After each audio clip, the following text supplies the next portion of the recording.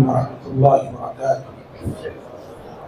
इन्नल हम्दलिल्लाह नहमदुहु व नस्तईनुहु व नस्तगफिरुहु व नऊज़ु बिल्लाहि मिन शुरूरि अनफुसिना व मिन सय्यिआति अअमालिना मन यहदिहिल्लाहु फला मुदिल्ल लहु व मन युद्लिल फला हादिय लहु व अशहदु अन ला इलाहा इल्लल्लाह वहदहु ला शरीका लहु व अशहदु अन्न मुहम्मदन अब्दुहु व रसूलुहु। अम्मा बअदु फ़इन्न खैरल हदीस किताबुल्लाह व खैरल हदी हदी मुहम्मद सल्लल्लाहु अलैहि वसल्लम व शर्रल उमूरि मुहदसातुहा व कुल्लु मुहदसतिन बिदअह व कुल्लु बिदअतिन ज़लालह व कुल्लु ज़लालतिन फिन्नार। अऊज़ु बिल्लाहि अस्समीइल अलीम मिनश शैतानिर रजीम मिन हमज़िहि व नफ़्ख़िहि व नफ़्सिहि। इन्नहुम फ़ित्यतुन आमनू बिरब्बिहिम व ज़िदनाहुम हुदा। मजलिस में मौजूद तमाम ही मुअज़्ज़ज़ उलमा, ज़िम्मेदारान मस्जिद, ज़िम्मेदारान जमात व जमीयत और आज के इस इजलास के मुअज़्ज़ज़ शुरका और पर्दानशीन ख़वातीन इस्लाम, इस नूरानी और ख़ूबसूरत मजलिस में आज आपके दरमियान हाजिर होने की सआदत हासिल करने पर मैं अल्लाह रब्बुल इज़्ज़त का शुक्र अदा करता हूँ और दुआ करता हूँ कि अल्लाह तबारक व तआला हमारी इस मजलिस को कबूल फरमाए। अल्लाहुम्मा आमीन। आप लोगों की ये हाज़िरी और खुसूसन मेरे नौजवान साथियों की ये हाज़िरी इस कदर कसीर तादाद में, ये दलील है दीन से आपकी मोहब्बत की, मस्जिदों से आपकी मोहब्बत की, किताब और सुन्नत से आपकी मोहब्बत की, ये दलील है। तो हम अल्लाह से दुआ करते हैं कि रब्बुल इज़्ज़त इस मजलिस का शुमार उन मजलिसों में फरमाए जिनके सिलसिले में हदीस में फरमाया गया कि वमज्तमअ कौमुन फी बैतिन मिन बुयूतिल्लाह यतलूना किताबल्लाह व यतदारसूनहु बैनहुम इल्ला नज़लत अलैहिमुस सकीनह व हफ़्फ़तहुमुल मलाइका व गशियतहुमुर रहमह व ज़करहुमुल्लाहु फी मन इंदह। कि जब भी अल्लाह के किसी घर में, अल्लाह की किसी मस्जिद में लोग जमा हों, किस लिए जमा हों? कुरान मजीद की तालीमात को पढ़ने पढ़ाने के लिए, कुरान मजीद की तालीमात को सीखने सिखाने के लिए, कुरान मजीद का दर्स देने और दिलाने के लिए, कुरान मजीद का सबक सुनने और सुनाने के लिए। कुरान की निस्बत से जिस अल्लाह के घर में, जिस मस्जिद में भी कोई मजलिस जमा होती है तो प्यारे नबी ने फरमाया कि इस मजलिस पर आसमान से रहमत इलाही नाजिल होती है। रहमत इलाही ऐसी मजलिस को ढांप लेती है, फरिश्ते ऐसी मजलिस को घेर लेते हैं और रब्बुल इज़्ज़त ऐसी मजलिस का तज़किरा अपने पास जो मलाए आला के फरिश्ते हैं उन फरिश्तों के सामने रब्बुल इज़्ज़त करता है।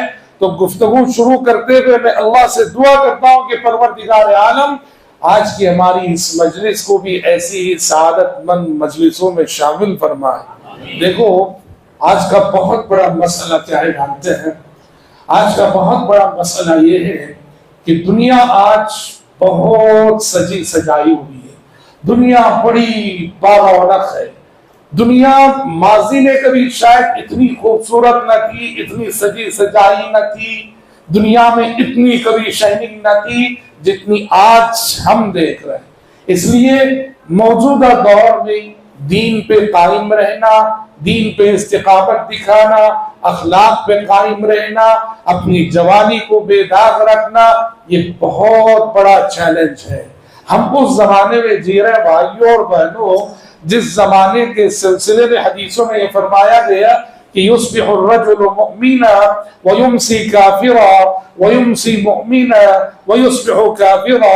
सुबह जो शख्स मोमिन था शाम होते होते काफिर हो जाएगा, शाम जो शख्स मोमिन था सुबह होते होते काफिर हो जाएगा।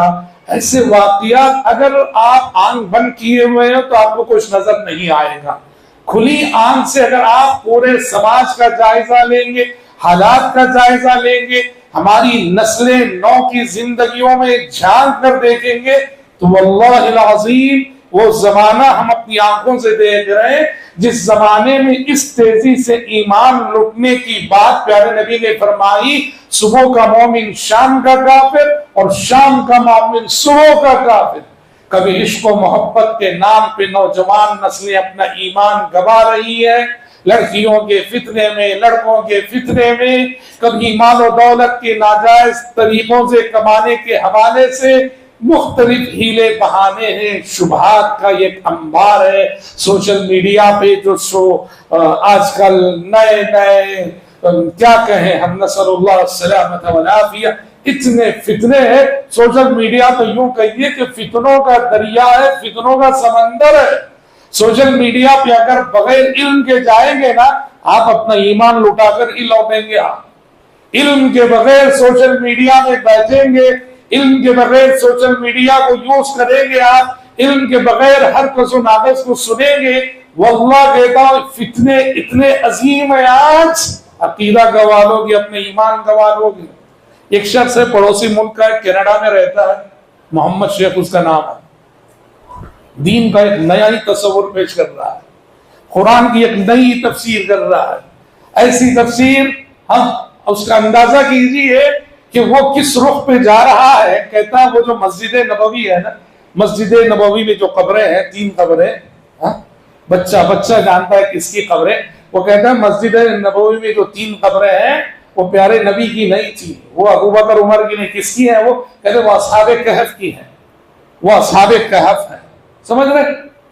यानी ऐसे नजरियात रखने वाले शख्स के फॉलोअर्स लाखों में हैं, लाखों में उसके फॉलोअर्स हैं। और अफसोस ये होता है हमारे मुल्क में है, हमारे शहर में है, बेंगलुरु में है, हर जगह है। क्या यानी मैं कहना चाहता हूं, फितनों के ऐसे दौर में हमने आंख खोली है अपने अकीदे की, अपने ईमान की, अपने दीन की हिफाजत की फिक्र हर शख्स को करनी चाहिए। न सिर्फ अपने दीन और ईमान की, बल्कि अपनी आने वाली नस्लों की, अपने बच्चों के दीन और ईमान की हिफाजत की फिक्र करनी चाहिए। इल्म से जुड़ना चाहिए, उलमा से जुड़ना चाहिए, और किताब और सुन्नत का ठोस इल्म इंशाअल्लाह आप हासिल करेंगे। इन सब फितनों से अल्लाह आपको बचाए रखेगा। मेरे आज मुझे हुक्म हुआ, यानी मुंतज़िमिन इजलास ने मुझसे कहा है कि मैं खासकर आज की गुफ्तगू में अपने नौजवान साथियों से खिताब करूं, और सही भी है कि वक्त का जो जरूरत का टॉपिक है ये, नौजवान नस्ल की जो बेराह रवी है, नौजवान नस्ल की जो बेमकसदियत है, जवानियां जैसे कुछ जायब हो रही है, तो सबसे ज्यादा जरूरत महसूस की जाती है कि हम अपने नौजवान भाइयों से बात करें, अपने नौजवान भाइयों से गुफ्तगू करें।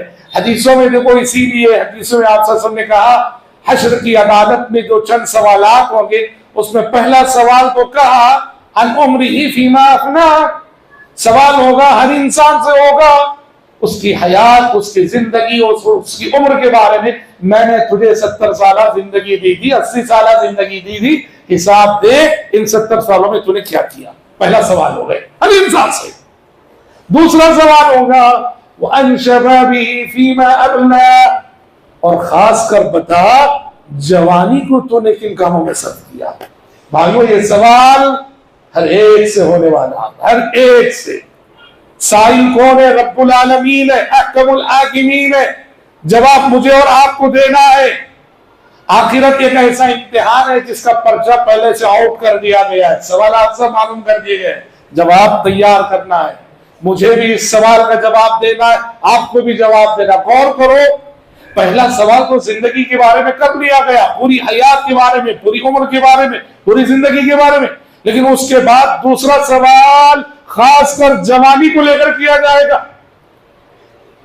न बुढ़ापे के बारे में पूछा जाएगा, न बचपन के बारे में, न लड़कपन के बारे में, न अधेड़ उम्र के बारे में। उम्र के सिलसिले में एक पहला सवाल आम होगा, और उसके बाद खास सवाल होगा, ए ना बता मेरे बंदे, वो जो जवानी का मरहला गुजारा तूने, जवानी किन कामों में गुजारी, ये सवाल होने वाला है। याद रख, अन उम्रिही फीमा अफना व अन शबाबिही फीमा अबला।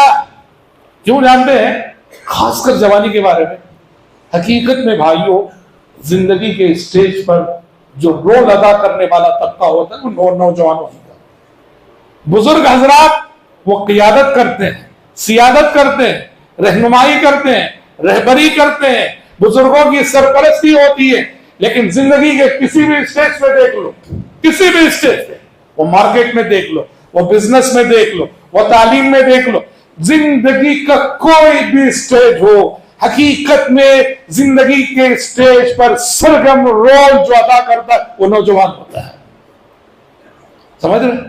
इसीलिए अल्लाह, और इसलिए भी जवानी में कुव्वत, ताकत, अज़्म, हौसला, हिम्मत, सेहत, तंदुरुस्ती, समझ रहे? हाँ, सब कुछ होता है। उसके बाद तो एक एक चीज धीरे धीरे धीरे रुखसत होती जाती है। जवानी उम्र का एक ऐसा मरहला है जहां इंसान के अंदर कई काबिलियतें, कई सलाहियतें, कई ताकतें, कई कुदरतें जमा हो जाती हैं। अब चूंकि जिसे इब्लीस कहते हैं, जिसे शैतान कहते हैं, वो मुझे मेरे से ज्यादा जानता है। मेरा शैतान मुझे, मेरी कमजोरियों को मुझसे ज्यादा जानता है। आपका शैतान आपके वीकनेस को आपसे ज्यादा जानता है। इसीलिए शैतानी ताकतें सबसे ज्यादा जो पड़ती हैं नौजवान के पीछे। इब्लीस अपनी जुर्रियत को, शैतान अपनी फौज को जो इंसानों के पीछे लगाता है ना, सारे ही इंसानों के पीछे शैतान लगते हैं, लेकिन जो सबसे ज्यादा इब्लीस की ताकत होती है, इब्लीस का जोर होता है, पूरा नौजवान नस्ल पर होता है। और चूंकि अल्लाह के इल्म में बात है कि इब्लीस इस नौजवान के पीछे पड़ा हुआ है, नौजवान नस्ल, इसीलिए अल्लाह के पास भी सबकी इबादत की कदर कीमत है, लेकिन नौजवान की इबादत की कदर कीमत ही अलग है। सजदे सब करेंगे, लेकिन मेरे नौजवान भाइयों, तुम्हारा जो सजदा है ना, उसकी कीमत ही कुछ और है। नमाजें सबकी कबूल होगी, सबकी माना रखती है, लेकिन मेरे नौजवान साथियों, तुम्हारी इन नमाजों की कीमत ही कुछ अलग है।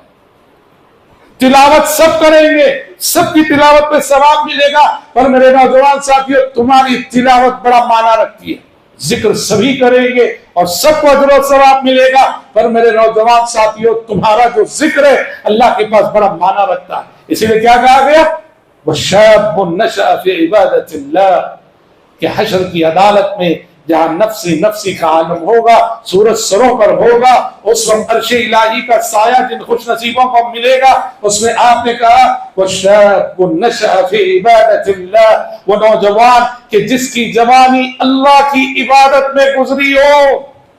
माफ कीजिए, बुढ़ापे में दीन याद आ ही जाता है, बुढ़ापे में मस्जिद का एड्रेस मालूम हो ही जाता है, बुढ़ापे में चेहरे पे दाढ़ी आ ही जाती है, बुढ़ापे में उसके सिवा और करना भी क्या होता है, खुसूसन मौजूदा दौर में।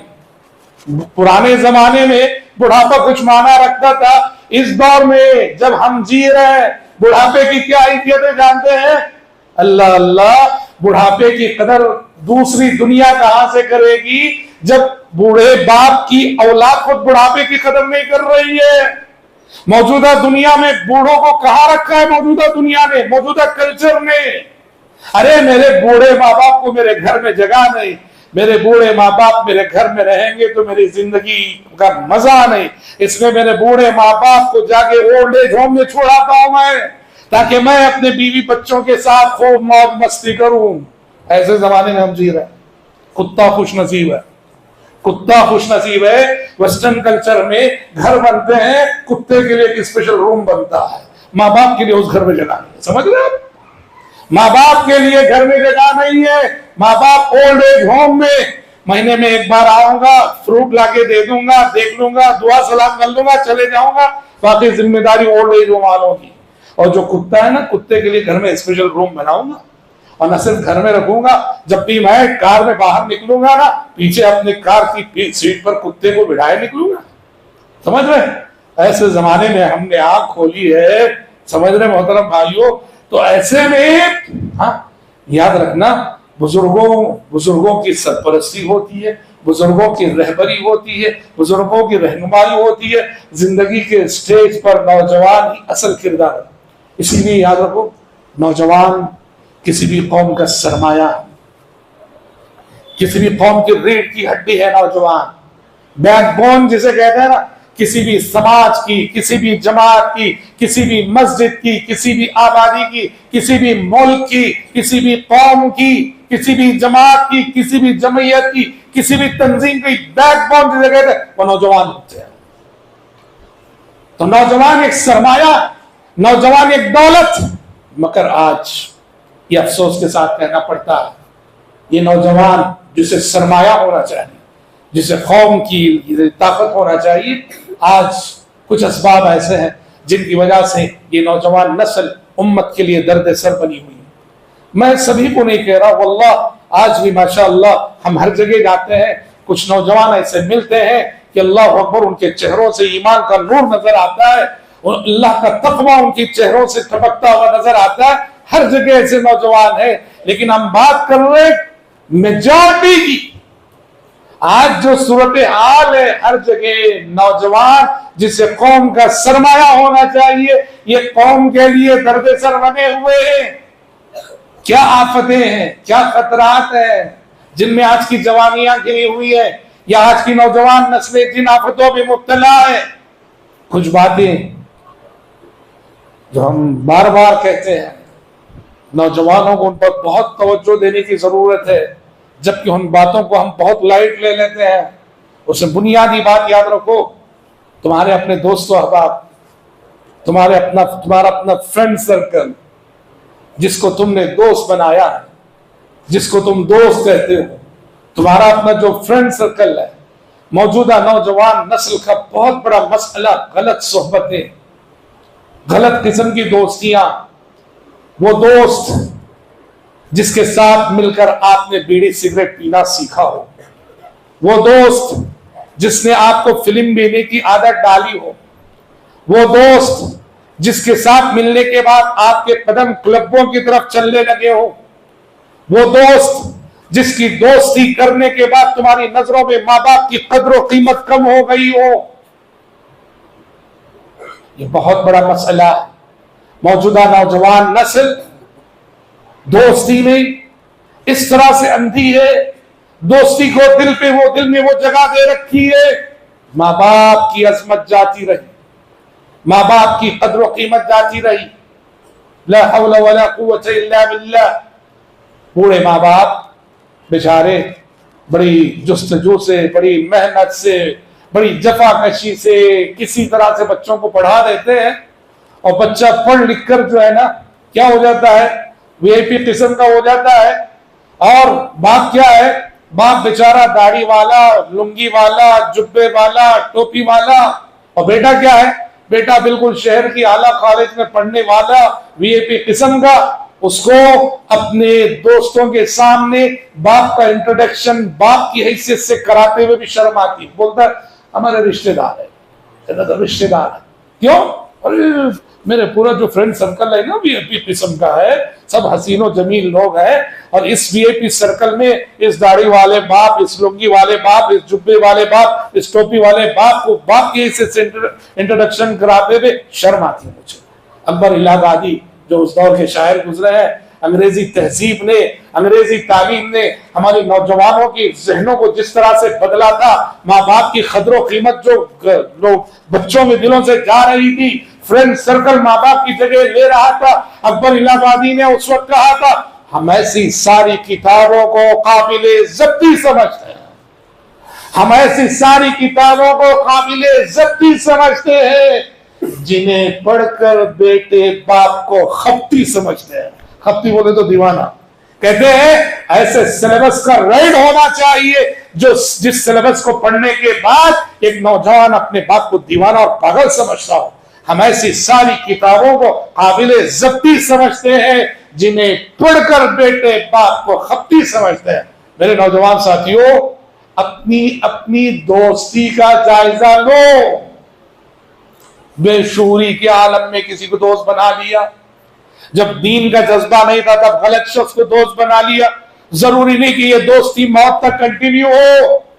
दोस्त अपनी दोस्ती को स्कैन करो, समझ रहे, जायजा लो कि जिसको आपने दोस्त की हैसियत से जिंदगी में जगह दी है उसको क्यों दोस्त बनाया, क्या खूबी है उसके अंदर।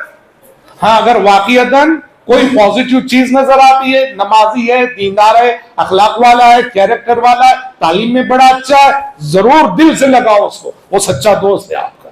लेकिन अगर ये सब खूबियां नहीं है तो याद रखो, जिसे आप अपना दोस्त समझे बैठे हो वो दोस्त नहीं, इस दुनिया में आपका सबसे बड़ा दुश्मन वही है। अपनी दोस्ती को स्कैन करो, जायजा लो। हम हमेशा कहते हैं हम मार्केट जाते हैं मेरे भाई, किस लिए जाते हैं? एक वक्त सालन बनाने के लिए तरकारी खरीदने जाते हैं, एक वक्त का सालन बनाने के लिए तरकारी खरीदने मार्केट जाते हैं, एक वक्त के टमाटर, अरे पूरा एक एक टमाटर उठा के देखते हैं, एक एक बैगन घुमा के देखते हैं कहीं खराब तो नहीं है। एक वक्त के सालन के लिए इतना एहतमाम कि कोई टमाटर खराब तो नहीं, कोई बैगन खराब तो नहीं। और दोस्त जो हमारी जिंदगी का अक्सर हिस्सा खाता है, लेता है, और ऐसी दोस्ती को हम स्कैन ना करें। इसलिए मेरे नौजवान साथियों, अपनी दोस्ती को का जायजा लो। क्यों जानते हैं? गलत दोस्ती गलत आदतें पैदा करती है, गलत दोस्ती गलत आदतें पैदा करती है। क्या है ये गलत आदतें? माफ कीजिएगा, इन आदतों में आजकल सरे फहरिस्त ये हम जिन्स परस्ती की लानत है। हम जिन्स परस्ती, होमोसेक्स जिसे कहा जाता है, ला हौला वला कुव्वता इल्ला बिल्लाह। आज का इंसान हर कदम फितरत से बगावत कर रहा है। हम जिन्स परस्ती, होमोसेक्स जिसे कहते हैं, उसको आज कानूनी जवाज फराहम कर दिया गया है। ये वो बदकारी है, ये वो बुराई है कि जिसे दुनिया में सबसे पहले कौमे लूत ने, नऊजुबिल्लाह नऊजुबिल्लाह, पैगंबर ने कहा था, मा सबक़कुम बिहा मिन अहदिन मिनल आलमीन। नहीं, ये नस्ल इंसानी पर बहुत बड़ा ढाका है, ये नस्ल इंसानी पर बहुत बड़ा हमला है। ये हम जिस परस्ती क्या है? लड़की लड़की के साथ मियां बीवी के तौर पर रह सकती है, लड़का लड़के के साथ मियां बीवी के तौर पर रह सकता है, और ये शादी बाकायदा रजिस्टर होती है। वलियाज़ु बिल्लाह, फितरत से बगावत कर रहा है इंसान। ला हौला वला कुव्वता इल्ला बिल्लाह। रब्बुल इज्जत को उस कौम पे इतना गुस्सा आया था, इतना गुस्सा आया था, रब्बुल इज्जत ने क्या किया था? जिब्रील अमीन को भेजा। जिब्रील अमीन ने उस पूरी बस्ती को एक पर से पूरी बस्ती को उठाकर आसमान में ले गए और वहां से उनको पलटा दिया था। और अहले इल्म कहते हैं जहां इस्लामी कानून नाफिज हो, जहां इस्लामी कानून नाफिज हो, वहां की बात कर रहे हैं, यहां की नहीं। जो होमोसेक्स में मुब्तला हो, हम जिन्स परस्ती में मुब्तला हो, उसकी सजा, चूंकि अल्लाह ने कौम लूत को यह सजा दी थी कि बुलंदियों पे ले जाके उस बस्ती को उलट दिया गया था। जहां इस्लामी कानून नाफिज होगा वहां होमोसेक्स की सजा यह है। शहर की सबसे ऊंची इमारत कौन सी है देखा जाएगा, शहर की सबसे ऊंची इमारत कौन सी है देखा जाएगा, और वहां से उसको ढकेल दिया जाएगा। काजी और जज ये फैसला करेगा वहां जहां इस्लामी कानून नाफिज हो। अफसोस है आज ये बुराई हमारे समाज में बहुत फैलती जा रही है, बहुत फैलती जा रही है। और उसकी वजह से क्या हो रहे जाते हैं?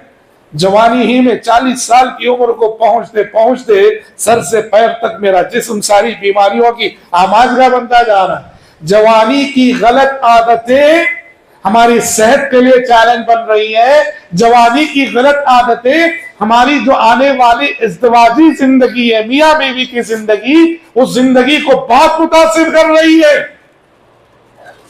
हमारे कुछ साथी जो फैमिली काउंसलिंग करते हैं, आज बड़े मसाइल क्या है, शादी हुई, सब कुछ हुआ, 6 महीने 1 साल में नहीं होते, रिश्ते जो है टूट रहे हैं, खत्म हो रहे हैं, मियां बीवी में इख्तिलाफात है। क्या सबब है?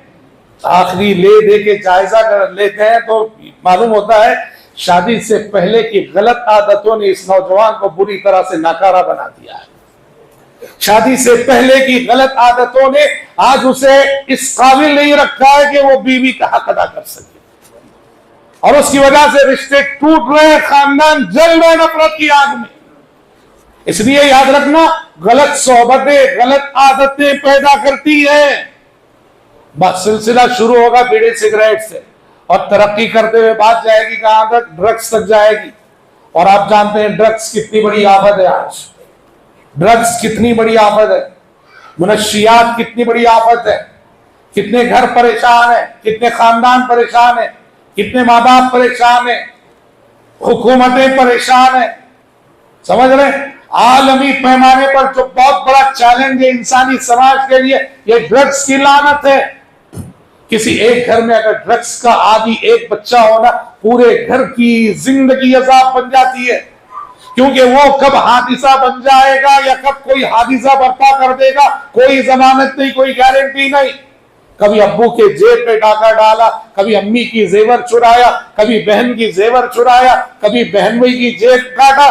ड्रग्स लेने वाले का यही होता है सर, क्योंकि बहर कीमत उसे ड्रग्स चाहिए, और ड्रग्स सस्ते दामों मिलने वाली चीज नहीं। इस चीज ने हमारी नौजवान नस्ल को, जिसे एक सरमाया होना चाहिए, कौम के लिए कीमती खजाना होना चाहिए, कौम के लिए और मुल्क और समाज के लिए नौजवान नस्ल को बहुत बड़ी आफत बना रखा है। माँ बाप भी यहां जिम्मेदार है। माँ बाप की आंखें कब खुलती है? जब पूरी तरह से बच्चा बिगड़ जाता है और बिगड़ के आउट ऑफ कंट्रोल हो जाता है, तब मेरी आंखें खुलती है, तब मैं अपने बच्चे की फिक्र करता हूं। याद रखो, माँ बाप होने की हैसियत से आपकी जिम्मेदारी बनती है अपने बच्चों की सोहबतों में नजर रखना। स्कूल जाने वाले हमारे बच्चे, कॉलेज जाने वाले हमारे बच्चे किन से मिल रहे हैं, इन दोस्त कौन है? और दूसरी बात, अपने बच्चों को कभी रात में घर से बाहर जाने नहीं देना। शुरू से ही इस पर आप तवज्जो रखिए। मगरिब बाद या कम से कम इशा हो, क्या हुई, हमारा घर का बच्चा घर में होना चाहिए। इशा के बाद अगर आप बच्चों को बाहर छोड़ेंगे, रात अपने साथ बहुत सारे शर लेके आती है, अंधेरा अपने साथ बहुत सारे शर लेके आता है। चोर चुराने के लिए रात का इंतजार करता है, जानी जिना के लिए रात का इंतजार करता है, कातिल कत्ल के लिए रात का इंतजार करता है, मर्डर करने वाला मर्डर के लिए रात का इंतजार करता है। रात अपने साथ बहुत सारे शर लेके आती है, इसीलिए हमें दुआ सिखाई गई, कुल अऊज़ु बिरब्बिल फलक मिन शर्रि मा खलक व मिन शर्रि गासिकिन इज़ा वक़ब, कि मैं अल्लाह तेरी पनाह में आता हूं अंधेरे के शर से जबकि वो छा जाए, अंधेरे के शर से जबकि वो छा जाए। अंधेरे में जिन्नात का शर भी होता है, शयातीन का शर भी होता है, इंसानों का शर भी होता है। ऐसे शर के वक्त में घर के बच्चे घर में होने चाहिए। घर के बच्चों को क्या हो गया जी, ये तो नौजुबिल्लाह सुम्मा नौजुबिल्लाह हमारी न्यू जनरेशन का लाइफ स्टाइल हो गया। क्या है? रात हुई, फ्रेंड सर्कल के साथ होटलों में बैठना, रात 12 बजे तक 1 बजे तक गपशप करना, बीड़ी सिगरेट के दौर चलेंगे, चाय के दौर चलेंगे, घर आएंगे रात 1 बजे 1:30 बजे 2 बजे आएंगे। बेचारी माँ बेटे के इंतजार में भूखी रहती है, खाई नहीं रहती है। बेटा जब तक खाता नहीं माँ खाती नहीं, और बेटा आता है रात 1 बजे 1:30 बजे 2 बजे, उसके इंतजार में माँ की नींद भी नहीं हुई होती, और माँ के जज्बात का भी ख्याल नहीं आता है, सीधे सो जाता है। माँ कहती है बेटे एक रोटी खा ले, 2 लुक़मे खा ले, माँ की कोई परवाह ही नहीं। ये आम नौजवानों का लाइफ स्टाइल हो गया है कि आधी रात तक होटलों में बैठकर दोस्तों के साथ गपशप करना। अकबर इलाहाबादी ने इसी तर्ज जिंदगी पर तनकीद करते हुए कहा था, हुए इस कदर मुहज्जब कभी घर का मुंह न देखा, हुए इस कदर मुहज्जब कभी घर का मुंह न देखा, कटी उम्र होटलों में मरे अस्पताल जाकर। ये सूरत हाल है। मेरे नौजवान भाइयों, अपनी उम्र की कदर कीमत जानो, जवानी की अजमत को पहचानो, जवानी की कदर को जानो। तुम्हारी जवानी का लम्हा लम्हा बड़ा कीमती है। तुम सरमाया हो हमारे कौम का, तुम सरमाया हो हमारी मस्जिद का, तुम सरमाया हो हमारे मोहल्ले का, तुम सरमाया हो हमारी बस्ती का, तुम सरमाया हो हमारी जमात और जमीयत का, तुम सरमाया हो हमारे मुल्क का। तुम जहां रहो तुमसे मुस्बत किरदार अदा करना चाहिए। तुम्हें समाज और सोसाइटी में पॉजिटिव रोल अदा करना है। समाज को देने वाले बनो आप, समाज के लिए प्रॉब्लम ना बनो, समाज के लिए मसला ना बनो। बहुत बड़ा फितना जिसकी जद पर नौजवान नस्ल बुरी तरह से है, ये इश्क मोहब्बत का फितना। लड़कों के लिए लड़की फितना, लड़कियों के लिए लड़का फितना। स्कूल कॉलेज सब क्या है भाई, माफ कीजिए। हाँ, स्कूल कॉलेजों का जो माहौल है आजकल, क्या है ये सब माहौल। हमारे बच्चे कॉलेज जाने के बाद कॉलेज का सिलेबस पढ़े ना पढ़े, इश्क मोहब्बत का सबक जरूर पढ़ के आते हैं। समझ रहे? मैं ये नहीं कहता सभी ऐसे, लेकिन मैं ये दावे से कहता हूं मेजॉरिटी ऐसे, मेजॉरिटी ऐसे। कौन बचा है इश्क मोहब्बत के फितने से? समझ रहे? यानी गर्लफ्रेंड बॉयफ्रेंड, ये कॉमन सी बात हो गई है। पूरी बेशर्मी से बेटी जो है अपने माँ बाप के सामने मेरा बॉयफ्रेंड है, और पूरी बेशर्मी से बेटा अपने माँ बाप के सामने कहता है मेरी गर्लफ्रेंड है, जैसे कि वो एक कल्चर बन गया हो। शर्म नाम की कोई चीज ना रही, हया नाम की कोई चीज ना रही, और सचमुच ना रही। एक देखो, हया का एक मेयार था भाई, शर्म का एक मेयार था उस जमाने में। प्यारे नबी सल्लल्लाहु अलैहि वसल्लम से पूछा गया, अल्लाह के नबी, एक लड़की है, एक लड़की, उसका बाप रिश्ता ढूंढता है, रिश्ता ढूंढ के बाप क्या करता है, उस बच्ची से पूछता है अपनी बेटी से, बेटा मैंने तुम्हारे लिए इन इन सिफात का लड़का देखा है, मंजूर है ये रिश्ता? क्योंकि बाप की जिम्मेदारी बनती है बेटी से राय लेना, बाप जबरदस्ती नहीं कर सकता। माँ बाप को शादी के सिलसिले में जबरदस्ती करने की इजाजत इस्लाम में नहीं दी है, माफ करना। न लड़के को माँ बाप जबरदस्ती कर सकते, न लड़की को माँ बाप जबरदस्ती कर सकते। हाँ, इसलिए कहा गया बाप जब अपनी बेटी के लिए रिश्ता देखेगा, बेटी से मशवरा करेगा, राय लेगा, बेटा मैंने इन इन सिफात का एक नौजवान देखा है, मंजूर है बेटा रिश्ता। प्यारे नबी से पूछा गया, अल्लाह के नबी, बाप जब पूछता है तो बेटी खामोश रहती है, कुछ नहीं बोलती। अल्लाह के नबी, क्या समझे आपने कहा सुमत हुआ, इज्न हुआ, खामोशी को समझ जाओ कि इजाजत है। बाप पूछे और बेटी खामोश है, हाँ नहीं वो हाँ बोलने में शर्मो हया रुकावट बन रही है, समझ रहे? हाँ बोलने में शर्मो हया रुकावट बन रही है, इसलिए हाँ नहीं बोल रही है, वो खामोश है, समझ जाओ कि रिश्ता मंजूर है, बाप को आगे बढ़ना चाहिए। एक दौर ऐसा था जहां बच्चियों की हया का ये मेयार था, बाप रिश्ता ढूंढकर पूछ रहा है, हाँ बोलते हुए भी शर्माती थी। और एक दौर ये है जो आज हम देख रहे हैं, और वो कैसा है, मुझसे बेहतर इस दौर की तस्वीर आपके सामने है, समझ रहे? अपने तौर पे लड़के का इंतखाब करती है, ऐसे वैसे के पीछे चली जाती है। माँ बाप को मालूम होता है, माँ बाप देखते एक नंबर का जाहिल है जिससे इसका इश्क हुआ है, हाँ बस उसने किसी तरह से इसको फंसा लिया, पटा लिया। अब माँ बाप चाहते हैं कि उस वहां शादी ना हो, लाख समझाते हैं। अब बच्चियां हैं कि ऐसी हठधर्मी दिखाती है, बेशर्मी से और वकाहत से कहती है करूंगी तो वही करूंगी, नहीं तो मर जाऊंगी। बस पूरे खानदान से फाइट करती है, पूरा खानदान एक तरफ, ये अकेली एक तरफ, और एक दिन पूरे खानदान को इसकी जिद के सामने झुकना पड़ता है। ये माहौल है, ये शर्मो हया का मियार है जिसमें हम जी रहे हैं। माफ कीजिए, बहुत माजरत के साथ अर्ज कर रहा हूं, मैं कह रहा हूं मौजूदा नौजवान नस्ल की जवानियां किन खतरात में घिरी हुई है। अब ये बहुत बड़ा खतरा क्या है? Mobile phone. क्या है मोबाइल फोन? मोबाइल फोन भी ये आज इसका फी नफ्सी ही मोबाइल ना अच्छा ना बुरा, वो तो एक इलेक्ट्रॉनिक डिवाइस है।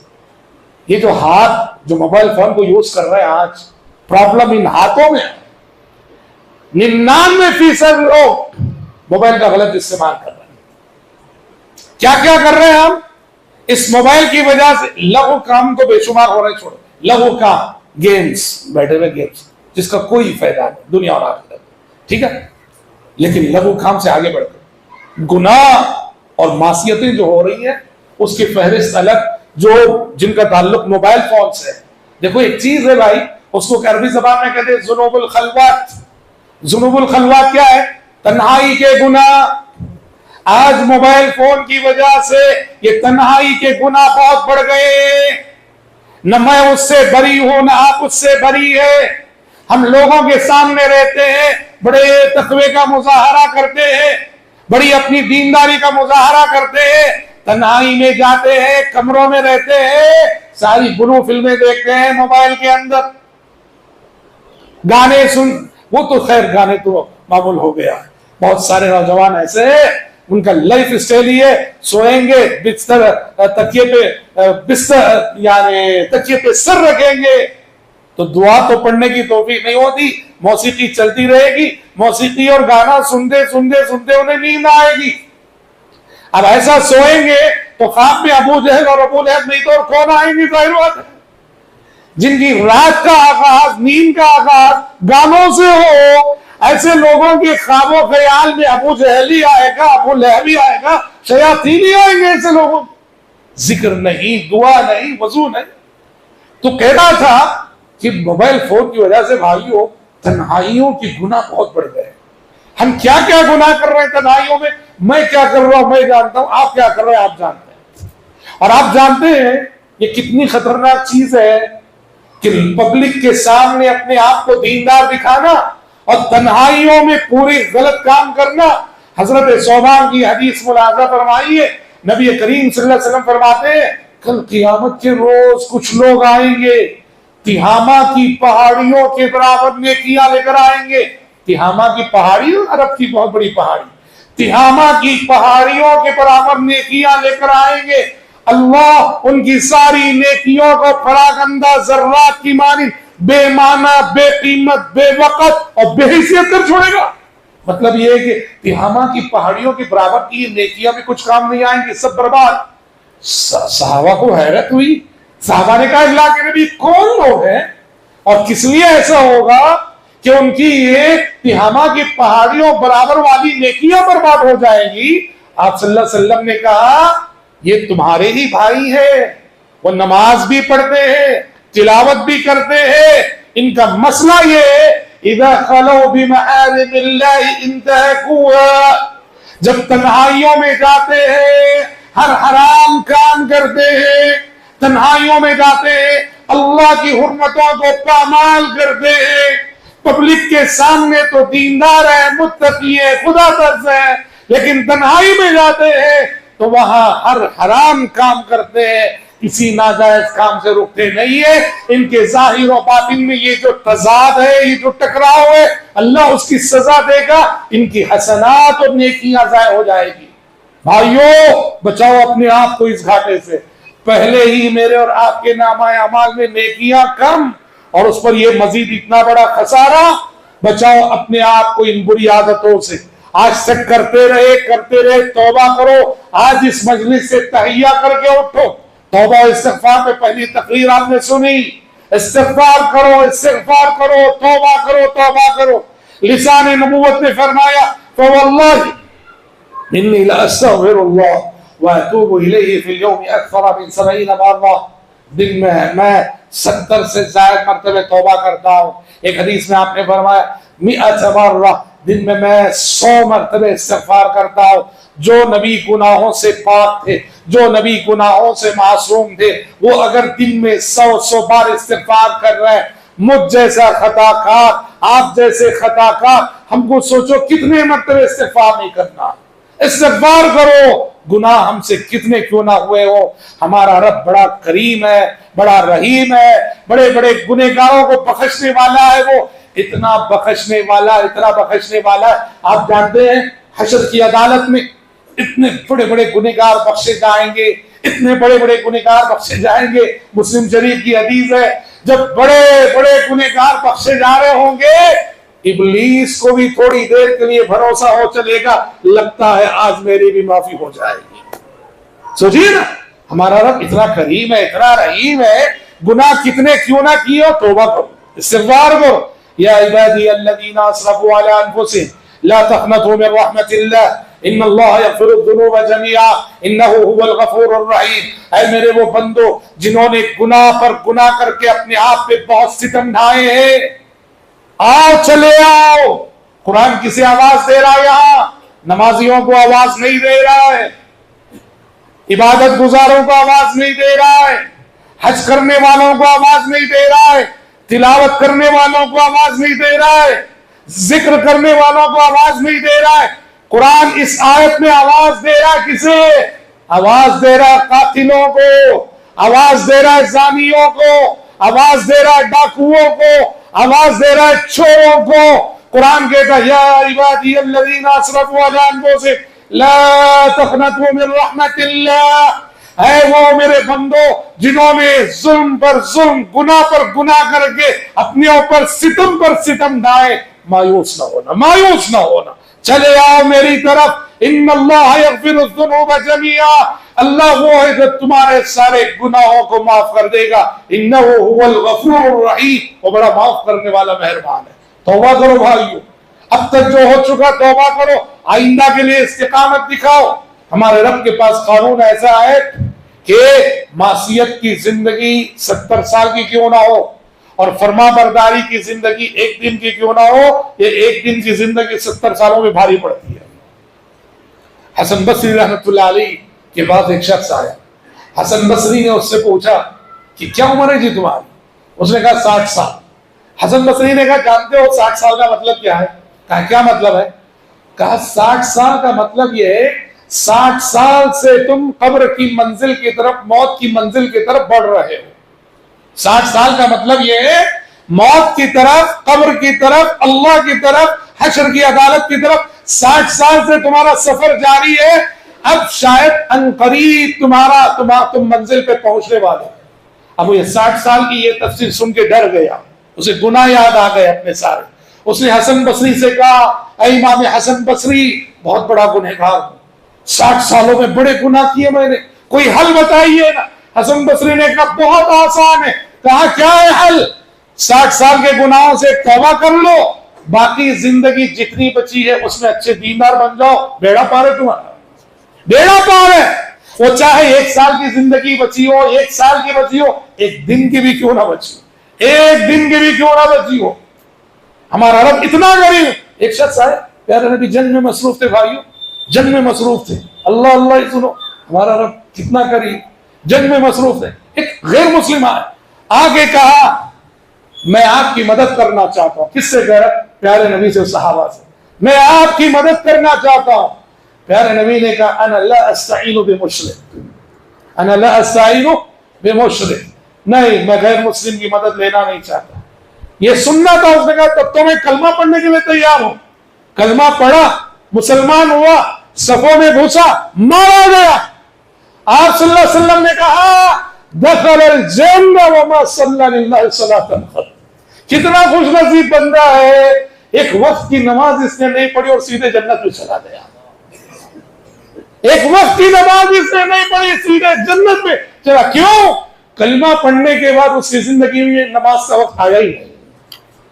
कलमा पढ़ने के बाद उसकी जिंदगी में नमाज का वक्त आया ही नहीं। कलिमा पढ़ने के बाद वो चंद मिनट, 1 घंटा जो जिंदा रहा, वो जिंदगी उसकी साबिका सारी जिंदगी में भारी पड़ गई। ऐसे में मेरे नौजवान साथियों, मायूसी नहीं, गुनाह शैतान हमसे करवा देता है, जानबूझकर भी हम गुनाह करते हैं, आपसे भी गुनाह होते हैं, सभी से गुनाह होते हैं। तौबा करो, सच्चे दिल से तौबा करो, अल्लाह की तरफ रुजू, इनाबत इल्लाह का सबूत दो।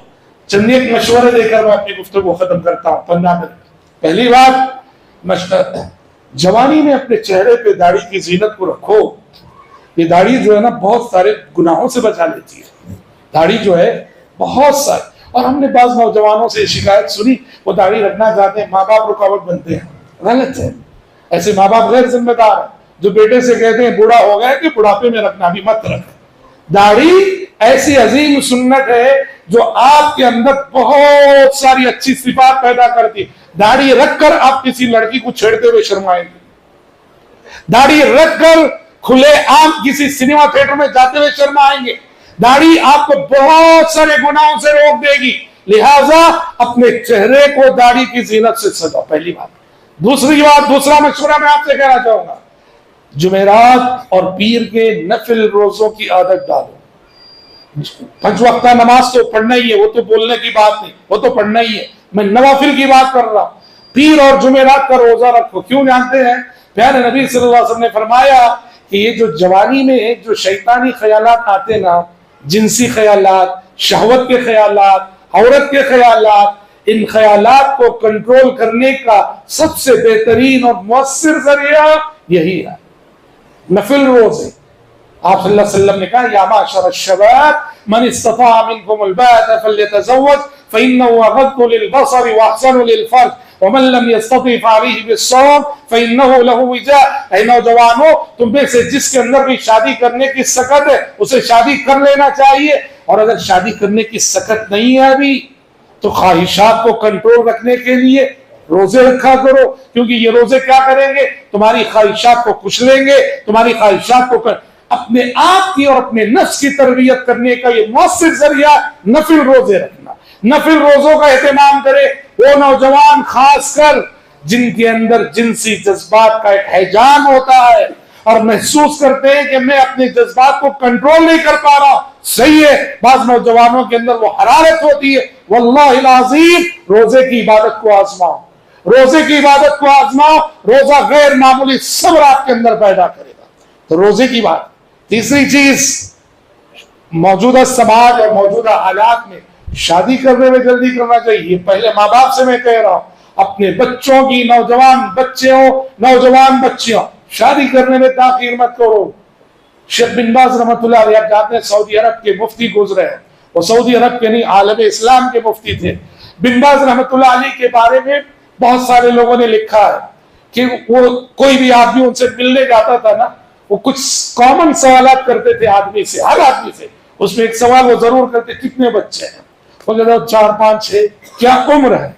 वो कहता 15 से ज्यादा की उम्र अगर जिक्र करता तो शादी की फिक्र नहीं की, शादी करो, बच्चों की शादी करो। बहुत सही, माहौल बहुत खराब है। अरे भाई, हमारे बच्चे घर में लाख आप तरबियत कर लो, बच्चे जब घर से बाहर निकलते हैं ना, दीवारों पे बराहना तस्वीरें देखते हैं, फिल्मों के इश्तिहारात देखते हैं, इंसान इंसान है, जज्बात भड़कते हैं, क्या क्या होता है। इसलिए शादी एक ऐसी चीज है जो इंसान की आबरू की हिफाजत करती है, इंसान के कैरेक्टर की हिफाजत करती है, उसके पास ख्वाहिशात की तकमील का जायज जरिया होता है। इसीलिए हदीसों में कहा गया, जिसने शादी कर ली उसने आधे दीन की हिफाजत कर ली, अब उसे बाकी आधे दीन की हिफाजत की फिक्र करनी चाहिए। शादी करने में दाखिल ना करो। ये हमारा समाज है, अपने तौर पर हमने बहुत सारे तस्वुरात लाद लिए हैं। उसमें से एक गलत तस्वुर ये भी, घर में जब तक बहन मौजूद है भाई शादी नहीं करना। ये क्या है? अल्लाह जिस तरतीब से पैदा किया ना, उस तरतीब से शादी करते जाओ। जो शादी की उम्र को पहुंचे उनकी शादी करते जाओ। घर में जब तक बहनें मौजूद है, अगर भाई शादी कर ले, माशरा समझता है ये बागी है बहनों का। गलत है तस्वुर ये। और ये तस्वुर भी क्यों आया जानते हैं? गैर जिम्मेदार भाइयों की वजह से आया कि बाज भाई ऐसे हैं, अपनी शादी होने के बाद घर में बैठी बहनों की फिक्र नहीं करते। मेरी तो हो गई ना, इस वजह से ये तस्वुर आया कि जब तक बहनों की शादी ना हो भाइयों को शादी करने ही ना दो। ये रिवायत भी गलत है और वो रिवायत भी गलत है। तो शादी जल्दी से करना चाहिए, इसमें ताखीर नहीं होनी चाहिए। एक और बात मैं आप सबसे कहना चाहूंगा मेरे नौजवान साथियों, नजरों की हिफाजत कीजिए। नजर की हिफाजत के बगैर आप अपनी जवानी की हिफाजत नहीं कर सकते। नजर की हिफाजत के बगैर आप अपने कैरेक्टर की हिफाजत नहीं कर सकते। हर चेहरे को देखेंगे, हर चेहरे को देखने की और हर चेहरे को पढ़ने की आदत डाल लेंगे आप, तो फिर आपका ईमान गया, आपके अखलाक गए और आपके ख्यालात पाक नहीं रह सकते। ख्यालात पाक नहीं रह सकते। आपकी फिक्र, आपकी सोच, आपका ख्याल तभी पाक रहेगा जब आपकी नजर पाकीज़ा रहेगी। कुरान ने कहा, कुल लिल मुमिनीना यगुद्दू मिन अब्सारिहिम व यहफज़ू फुरूजहम ज़ालिका अज़का लहुम। ऐ पैगंबर, मोमिन मर्दों से कह दे निगाहें नीची रखें और अपनी आबरू की हिफाजत करें। ज़ालिका अज़का लहुम, ये उनके लिए ज्यादा पाकीज़गी का बाइस है। व कुल लिल मुमिनात यग़ज़ुज़्ना मिन अब्सारिहिम, और ऐ पैगंबर मोमिन औरतों से भी कह दे वो भी अपनी निगाहें नीचे रखे और अपनी आबरू की हिफाजत करे। वह यहफ़ज़्ना फुरूजहम, तो लिहाजा अपनी नजरों की हिफाजत कीजिए। नजर की हिफाजत के बगैर आप अपनी जवानी की हिफाजत नहीं कर सकते। आप सल्लल्लाहु अलैहि वसल्लम ने हजरत अली से फरमाया, या अली ला तुत्बिअ नज़रतन नज़रा फ़इन्नमा लकल ऊला व लैसत लका सानिया। ऐ अली, नजर के पीछे नजर मत लगाओ। यानी किसी औरत पे नजर पड़ गई अचानक गैर इरादी तौर पे, तो फौरन फेर लो, नजर के पीछे दूसरी नजर मत लगाओ। फ़इन्नमा लकल ऊला, पहली नजर जायज थी कि वो इरादे के बगैर पड़ गई थी। वलैसत लका सानिया, दूसरी नजर तुम्हारे लिए जायज नहीं है। जो शख्स अपनी नजर की हिफाजत नहीं करता उसके ख्यालात पाक नहीं रह सकती, याद रखें।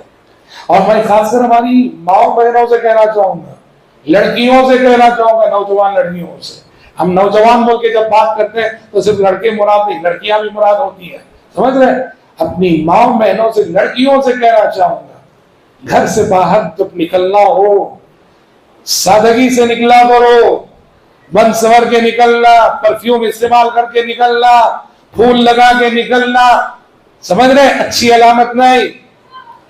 एक औरत जो घर से निकले और घर से निकलते हुए परफ्यूम लगाए, घर से निकले बाजार जा रही है फूल लगा के जाए, माफ कीजिए उसकी उससे वो फिक्र ख्याल का जिना कर रही है। अरे घर में शोहर के लिए परफ्यूम लगाना नहीं आता, घर में शोहर के लिए सजना नहीं आता, मार्केट जाना है मार्केट परफ्यूम लगा के, क्या मतलब है? यही तो इरादा है कि मेरी महक दूसरों को मेरी तरफ मुतवज्जे करे।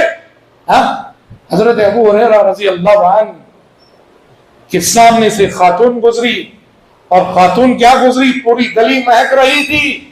अबू हुरैरा रज़ी अल्लाह ने फौरन पुकारा, या अमतुल जब्बार अयना तुरीदी। अमतुल जब्बार नाम था। हजरत अबू हुरैरा ने कहा, अमतुल जब्बार कहां जा रही हो? खातून ने कहा, मस्जिद जा रही हो। कहा, ये हाल में और मस्जिद को पूरी गली खुशबू से महक रही, का वापस चलो। कहा, वापस जाओ घर, मस्जिद जा नहीं सकती तुम। कहा कि प्यारे नबी ने कहा, जो औरत खुशबू लगाकर इस तरह से बाहर निकले, जब तक वो गुस्ल ना करे अल्लाह उसकी नमाज कबूल नहीं करेगा। समझ रहे? सादगी के साथ बाहर जाना हो तो, समझ रहे? और मैं खास तौर पर गुफ्तगू के इख्तिताम पर एक पहलू की जानिब तवज्जो दिला के अपनी बात खत्म करना चाहूंगा। चूंकि नौजवानों से मैं मुखातब हूं, एक बहुत बड़ा मसला सोशल मीडिया में जो खतरात है ना भाई, उसमें से एक बहुत बड़ा खतरा है कि कुछ ऐसे लोग, कुछ ऐसे मुकर्रिरीन या कुछ ऐसे मज़मून निगार जो तकफीरी जहन के होते हैं, शिद्दत पसंदाना नजरियात के हामिल होते हैं या दहशत गर्दों के नुमाइंदे होते हैं। आज हमारे नौजवान सोशल मीडिया पे बैठते हैं और सोशल मीडिया के जरिए से ऐसे गलत लोगों के राबिते में आ जाते हैं। मैं आप सबसे कहना चाहूंगा कि ये बड़े बड़े जो मसाइल होते हैं, ऐसे मसाइल में आपके पास, आपके मुल्क के अंदर जो उलमा है, उनके सामने जाकर डिस्कस कीजिए, उनके सामने जाकर उनसे पूछिए, उनसे मिलकर बात कीजिए। सोशल मीडिया पे आप नहीं जानते कि लिखने वाला कौन है, उसका बैकग्राउंड क्या है, ये बोलने वाला कौन है, उसका बैकग्राउंड क्या है। इसकी वजह से क्या हो रहा है जानते हैं? हमारा न्यू जनरेशन शिद्दत पसंदाना नजरियात का शिकार हो रहा है और शिकार होकर नौजुबिल्लाह शिद्दत पसंदी के रास्ते की तरफ चल रहा है। अपने आप को इन खतरात से बचाइए, इन खतरात से बचाइए। इल्म से जुड़िए, उलमा से जुड़िए, इल्म से जुड़िए, इल्म की मजलिसों से जुड़िए। और मैं आप सबसे कहना चाहूंगा कि प्यारे नबी की लाइफ हिस्ट्री हर घर में इसका सबक होना चाहिए। और हमारे नौजवानों में से जो एजुकेटेड है उनसे कहना चाहूंगा, आपके जाती मुताले में प्यारे नबी की लाइफ हिस्ट्री होनी चाहिए। और रहीकुल मखतूम ले लीजिए, दुनिया की हर जिंदा जबान में प्यारे नबी की लाइफ हिस्ट्री पर किताबें लिखी गई हैं। इन किताबों को लीजिए, प्यारे नबी की लाइफ हिस्ट्री पढ़िए, प्यारे नबी की जिंदगी को पढ़िए, खुलफाए राशिदीन की जिंदगी को पढ़िए और अपने आप को वक्त के फितनों से बचाए रखिए। और याद रखो, आप जब तक इल्म से जुड़ेंगे नहीं, इल्म से आपका रिश्ता मजबूत होगा नहीं, फितनों से बचना बहुत दुश्वार। नौजवान असल जज्बाती होता है, जोश वाला होता है। याद रखना, जिंदगी में जोश से ज्यादा होश की जरूरत होती है। जरूरी है कि हमारा जोश हमारे होश के ताबे हो। अगर हमारे होश पर जोश गालिब आ जाए ना, तो फिर इंसान का कदम कभी भी बहक सकता है, इंसान का कदम कभी भी भटक सकता है। इसलिए सोशल मीडिया पे जो बहुत सारे खतरात हैं, इनमें से ये शिद्दत पसंदी के नजरियात का खतरा भी है, तकफीरी जहन। समझ रहे? आप देखते नहीं, पड़ोसी मुल्क में मस्जिद में जाता है सबको डाले, क्या ये? क्योंकि वो सबको काफिर समझता है। ये जितने नमाजी हैं सब काफिर है, इसलिए इनका मारना जायज है। नऊजुबिल्लाह, मस्जिदों में जाने महफूज नहीं है, तो और कहां महफूज रहेंगे? समझ रहे? तो हम आपसे दरख्वास्त करेंगे कि अपने इल्मी मुस्तवे को बढ़ाइए, अपने इल्म में गहराई पैदा कीजिए। और अगर आप इल्म से जुड़ना चाहते हैं तो आज अल्हम्दुलिल्लाह हजार वसाइल मौजूद है। मैं रब्बुल इज्जत से दुआ करता हूं कि रब्बुल इज्जत इस खूबसूरत मजलिस में जितने अहबाब जमा हैं और जितनी हमारी माएँ बहनें जमा हैं, अल्लाह हम सब के जमा होने को कबूल फरमा ले और अल्लाह हम सबको इस जमा होने की बरकत से अल्लाह हम सबकी मगफिरत फरमा दे। रब्बुल इज्जत इस मजलिस से हमारे अंदर गैर मामूली तब्दीली और इनकलाब ला दे। हमारे अंदर जो गलत आदतें और गलत किस्म की सिफात है अल्लाह हमें अपने आप की तरबियत करने की तौफीक अता फरमाए। अल्लाहुम्मा आमीन। मैं शुक्रगुजार हूँ जिम्मेदारान मस्जिद का, जिम्मेदारान जमात का, जिम्मेदारान जमीयत का और आप सभी भाई बहनों का कि जो आज इस खुलूस के साथ, इस एहतमाम के साथ किताब और सुन्नत की बातें सुनने के लिए इस मजलिस में आप सब तशरीफ फरमा हुए, जमा हुए और आपके नूरानी चेहरों को देखकर मुझे बेइंतहा खुशी हुई और हो रही है। और एक मजलिस, पूरी मजलिस में और पूरी मस्जिद में एक रौनक महसूस हो रही है जो यकीनन इंशाअल्लाह अल्लाह के नज़दीक इस मस्जिद और इस मजलिस की कबूलियत की दलील होगी इंशाअल्लाह ताला।